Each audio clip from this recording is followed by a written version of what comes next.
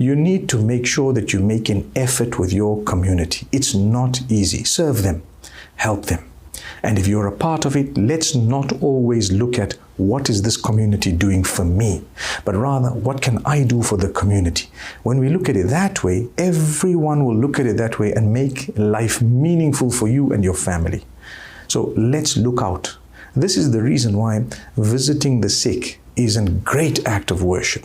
Remember, visiting the sick, it doesn't necessarily mean you need to physically go there anymore, because nowadays we have technology that would allow us to visit the sick via a phone call, perhaps via a video call, perhaps via a message. Yes, where applicable, you go and visit in person and you will get a multiplied reward.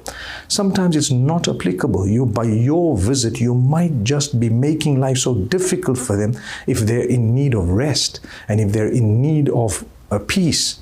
And perhaps if they don't want to see you at that time. So it doesn't mean because the hadith says visit, let's all go 10 guys and we will visit the sick person. You make them more sick. They will become ill. They might die as a result of the anxiety and the stress.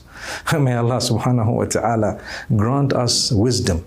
So remember, the hadith tells you visiting. Yes, ultimately it's a physical visit, but you can visit in other ways that perhaps may be more appropriate for the situation that that person is in. Why did Allah give so much of importance to the visit?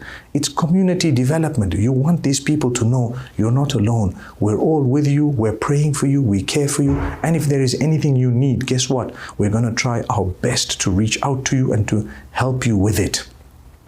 In that way, you take a look of you take care of the widows, the orphans, the destitute, perhaps the poor, those who don't have, those who've lost their jobs, those who are sick and ill, like we said, the elderly, those who have disabilities. All of these are taken care of by the community.